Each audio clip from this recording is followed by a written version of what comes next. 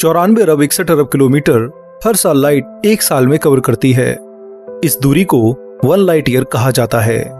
ये इतनी ज्यादा है कि आप कल्पना तक नहीं कर सकते हो। मानव जाति का सबसे तेज दौड़ता space probe Parker solar probe भी अपनी 200 किलोमीटर पर सेकंड की स्पीड से भी इसे पार करने के लिए 1500 साल लेगा। वहीं इस दूरी में आप सूर्य और पृथ्वी के 32,000 बार चक्कर लगा सकते हो। ये बहुत विशाल है। आप ये समझिए कि लाइट जो दूरी 1.5 सेकंड में तय करती है, उतनी दूरी से आगे आज तक कोई भी मानव पृथ्वी को छोड़कर नहीं जा सका है। पर यह लाइट भी ब्रह्मांड के असीमित आकार के सामने कुछ नहीं है। 1.5 सेकंड से भी कम समय में चांद पर पहुंचने वाली ये लाइट जब तारों और गैलेक्सीज की ओर जाती है तो इसकी ये स्पीड भी बहुत धीमी लगने लगती है। 1 सेकंड में 3 लाख किलोमीटर और 1 मिनट में 1 करोड़ 80 लाख किलोमीटर दूर जाने वाली ये लाइट सोलर सिस्टम के स्केल पर आपको बहुत तेज लगेगी। पर जैसे जैसे आप ब्रह्मांड की गहराई में खोते जाओगे तो आपको अब दूरी को नापने के लिए दूसरी विशाल यूनिट्स चाहिए होंगी ताकि इनके आकार को आप समझ सकें। इसके लिए वैज्ञानिक लाइट ईयर को यूज करते हैं। देखने पर यह टाइम की यूनिट लगती है, पर असल में ये डिस्टेंस की यूनिट है। 1 लाइट ईयर में लाइट 1 साल यानी 365 दिनों में कितनी दूरी तय करती है, उससे ही हम लार्ज एस्ट्रोनॉमिकल ऑब्जेक्ट्स जैसे कि नेबुला, ग्लोबुलर क्लस्टर और गैलेक्सीज के आकार को नापते हैं। पर जब बात ब्रह्मांड के आकार को नापने की आती है तब ये यूनिट भी छोटी लगने लगती है। आप लाइट की स्पीड से भी अपनी गैलेक्सी को पार करने की कोशिश करोगे तो भी इसमें आपको 1 लाख साल लग जाएंगे। इतने सालों में तो आपका स्पेसशिप और आप खुद सरवाइव नहीं कर पाओगे। इसलिए वैज्ञानिक लाइट स्पीड से भी तेज ट्रैवल करने की बात करते हैं। हालांकि इसे थ्योरेटिकली किया भी जा सकता है। इसके लिए स्पेस को बेंड करके हम लाइट से भी तेज वार्प ड्राइव बना सकते हैं, जो लिटरली कल्पना से परे कुछ ही मिनटों में हजारों लाइट ईयर दूर तक जा सकता है। खैर, इस वीडियो में हम एक वार्प ड्राइव स्पेसशिप से यात्रा करेंगे और 1 लाइट ईयर तक की दूरी को 1 सेकंड में नापेंगे। यानी जो दूरी लाइट 1 साल में तय करती है, वह दूरी हम 1 सेकंड में ही तय करेंगे और इससे ब्रह्मांड की यात्रा करेंगे और देखेंगे कि अगर लगातार 60 सालों तक इस स्पीड से यात्रा की जाए तो इंसान अपने जीवन काल में ब्रह्मांड में कितनी दूर की यात्रा कर सकता है। यकीन मानिए, ये वीडियो बहुत मजेदार होगा और आप नए तरीके से पहली बार ट्रैवल करोगे। तो चलिए सीट बेल्ट पहन लीजिए और तैयार हो जाइए मेरे साथ इस अनोखी यात्रा पर। करीब 1 लाइट ईयर पर सेकंड की स्पीड से आप सबसे पहले सोलर सिस्टम को केवल 1 सेकंड में पार कर लोगे। उसके बाद 4 सेकंड तक यात्रा करने के बाद आप अपने पड़ोसी तारे प्रॉक्सिमा सेंटोरी के नजदीक आ जाओगे। खैर, आप इस स्पीड पर इस स्टार को केवल 1 सेकंड तक ही देख पाओगे और उसके बाद आप पृथ्वी से 6 लाइट ईयर दूर दूसरे पड़ोसी तारे बर्नार्ड स्टार पर 6 सेकंड में पहुंच जाओगे। ऐसे ही चलते हुए करीब 40 सेकंड बाद आप ट्रैपिस्ट-1 स्टार के पास होंगे और यहाँ मौजूद ट्रैपिस्ट-1e, जो कि पृथ्वी की तरह भविष्य में हैबिटेबल प्लैनेट हो सकता है, उसे पार करने के बाद आप अब मिल्की वे की आर्म्स को पार करते हुए 26,000 सेकंड और कहीं तो 7 घंटे और 13 मिनट में Sagittarius A star black hole के पास होंगे। ये मिल्की वे के गैलेक्टिक सेंटर में मौजूद महाविशालकाय ब्लैक होल है। अब आप पृथ्वी से 26,000 लाइट ईयर दूर हैं और मिल्की वे को पार करने के लिए आपको केवल और 50,000 लाइट ईयर की दूरी तय करनी है। अगले 14 घंटों में आप इसे भी पार करते हुए अब इंटरगैलेक्टिक स्पेस में होंगे और 29 दिन बाद आप एंड्रोमेडा गैलेक्सी के पास पहुंच जाएंगे। करीब 2.5 दिन तक इस गैलेक्सी को देखते हुए आप इसे भी पार कर लेंगे और अब आपका अगला मिशन होगा लोकल ग्रुप को पार करने का। 80 से ज्यादा गैलेक्सीज के इस विशाल ग्रुप को आप 1 लाइट ईयर पर सेकंड की स्पीड से 116 दिनों यानी 3 महीने 26 दिनों में पार कर लेंगे। अब पृथ्वी से चले हुए आपको लगभग 4 महीने हो चुके हैं और आप लोकल ग्रुप को पार करके नजदीकी गैलेक्टिक ग्रुप्स की ओर जा रहे हो। लोकल ग्रुप से आगे आपको 5 करोड़ 40 लाख लाइट ईयर दूर विर्गो क्लस्टर मिलेगा, जहां आप इस स्पीड पर 1 साल 9 महीनों में पहुंच जाओगे।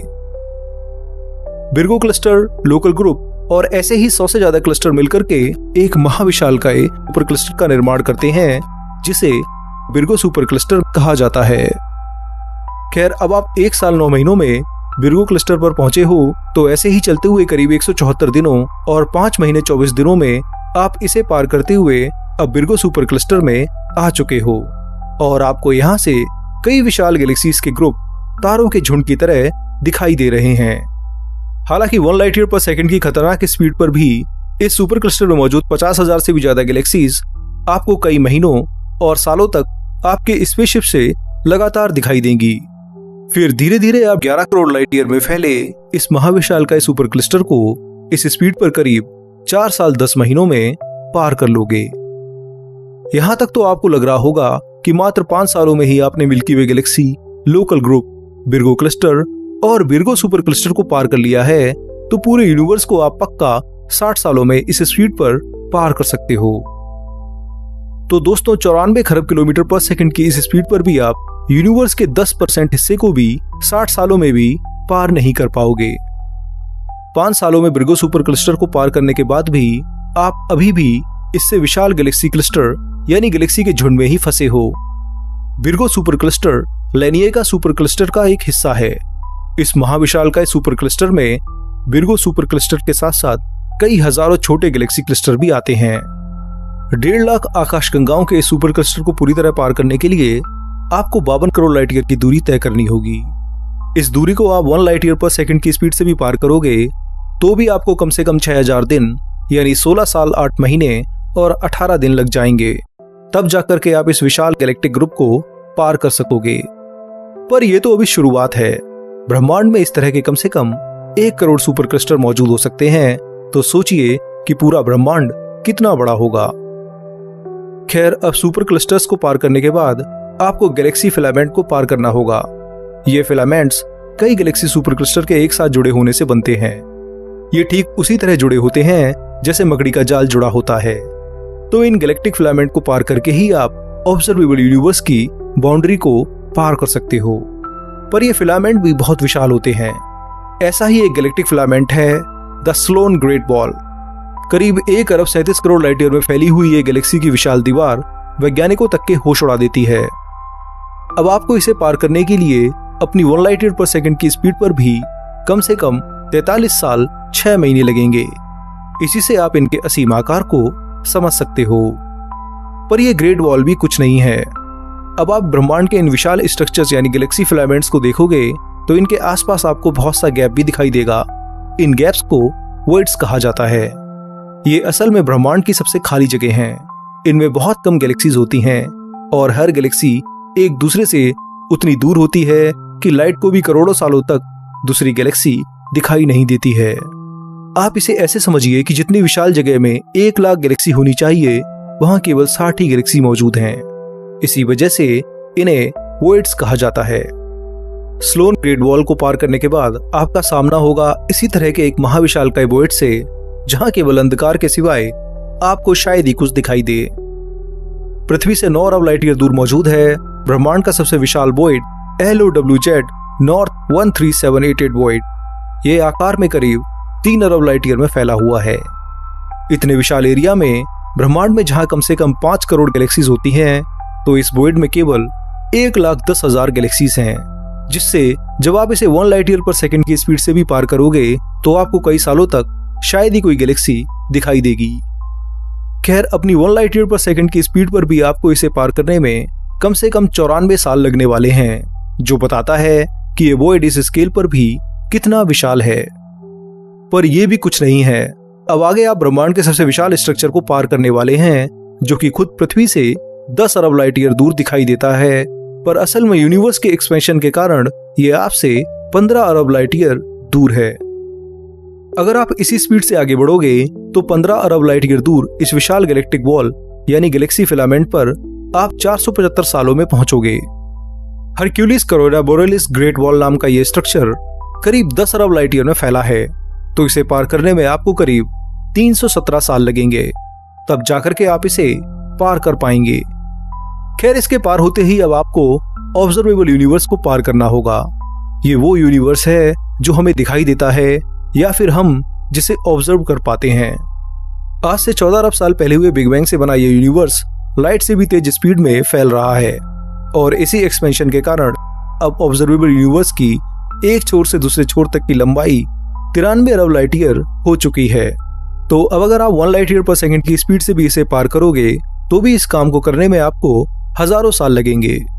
करीब 2948 साल में आप एक छोर से दूसरे छोर तक इसे पार कर सकोगे। पर यह दूरी केवल और केवल यूनिवर्स की शेप पर डिपेंड करती है। अगर यूनिवर्स की शेप स्फेरिकल हुई और हम उसके सेंटर में हुए तो हमें 2948 सालों की जगह इसे पार करने में केवल आधी यानी 1474 साल लगेंगे।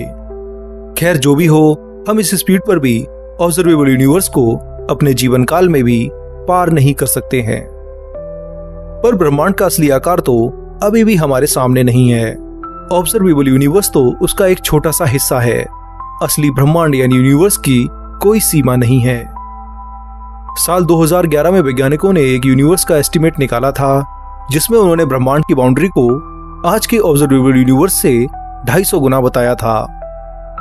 अगर यूनिवर्स ऑब्जर्वेबल यूनिवर्स से 250 गुना बड़ा है तो आपको अपनी 1 लाइट ईयर पर सेकंड की स्पीड पर भी इसे पार करने में 7,37,000 साल लगेंगे, जो बताता है कि ये कितना विशाल है। सोचिए 1 सेकंड में आप पूरे सोलर सिस्टम से पार जा सकते हो, तो भी उस स्पीड पर आपको इसे पार करने में 7 लाख से ज्यादा साल लगने वाले हैं। सोचकर ही दिमाग खराब हो जाता है।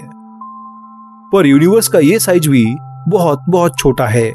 भले ही आपको बड़ा लगे, पर अब जो यूनिवर्स का साइज मैं आगे बताऊंगा वो आपके पक्का होश उड़ा देगा। ये इतना विशाल है कि किसी भी मशीन में इसका आकार नापा नहीं जा सकता है। साल 1983 में रिलीज हुए महान वैज्ञानिक स्टीफन हॉकिंग और जेम्स हार्टल का नो बाउंड्री प्रपोजल देखा जाए, जिसमें वह यूनिवर्स को फाइनाइट तो मानते हैं पर इसकी कोई बाउंड्री नहीं बताते हैं। तो अगर इस आधार पर इस फाइनाइट यूनिवर्स का आकार निकाला जाए तो वह 10 to the power 10 to the power 10 to the power 122 light years बनेगा। ये इतना विशाल नंबर है कि इसमें इतने जीरो हैं कि अगर आप ऑब्जर्वेबल यूनिवर्स के हर एक एटम पर 1 अरब जीरो भी लिख दो तो भी आप इस नंबर के 0.000000001% हिस्से को भी टच नहीं कर पाओगे। ये इतना विशाल है कि अगर आप 1 लाइट ईयर पर सेकंड की स्पीड को बढ़ाकर 1 सेकंड में पूरे यूनिवर्स को पार करने यानी 93 बिलियन लाइट ईयर पर सेकंड की स्पीड भी कर लो, तो भी इस अनंत ब्रह्मांड को आप 100 अरब सालों में भी 1% तक पार नहीं कर पाओगे। ये यूनिवर्स इतना विशाल है कि मानव जाति कभी भी इसमें मौजूद पूरे डिजिट्स को नहीं लिख सकती है। इसमें इतने जीरो हैं कि इन्हें अगर आप ऑब्जर्वेबल यूनिवर्स के हर एटम पर लिखते हो तो इसके लिए आपको कम से कम 10 अरब खरब खरब खरब यानी 10 के पीछे 42 जीरो लगा दो, इतने ब्रह्मांड चाहिए, तब जाकर के इसके जीरोस को लिखा जा सकता है। ये फाइनाइट यूनिवर्स की अपर लिमिट मानी जाती है। पर अगर हमारा ब्रह्मांड इनफाइनाइट हुआ तो फिर इसका आकार कितना विशाल होगा, इसकी कल्पना करना भी असंभव है। हम कितनी भी तेज स्पीड कर लें, इस अनंत ब्रह्मांड से कभी बाहर जा ही नहीं पाएंगे। इसलिए हमारे लिए ब्रह्मांड हमेशा हमारी कल्पना से परे रहेगा। खैर दोस्तों, इस वीडियो में इतना ही। यहाँ हमने 1 लाइट ईयर पर सेकंड की स्पीड पर एक हाइपोथेटिकल यात्रा की है, जिसमें हमने जाना है कि हम इस स्पीड पर कितने दिनों और सालों में अपनी गैलेक्सी और ऑब्जर्वेबल यूनिवर्स को पार कर सकते हैं, और वास्तव में हमारा यूनिवर्स कितना विशाल है और क्या कभी इसे पार भी किया जा सकता है। मुझे उम्मीद है कि इस वीडियो में आपने इन सब बातों को जाना होगा और बहुत कुछ सीखा होगा। तो अगर आपको सच में ये वीडियो अच्छा लगा है तो कमेंट के साथ साथ इसे लाइक और शेयर भी कीजिए, और ऐसे ही बेहतर वीडियो पाने के लिए साइमी चैनल को सब्सक्राइब भी कीजिए। अब मैं आप लोगों से मिलूंगा अगले हफ्ते एक और मजेदार वीडियो के साथ। तब तक के लिए नमस्कार, जय हिंद, आपका दोस्त शिवम।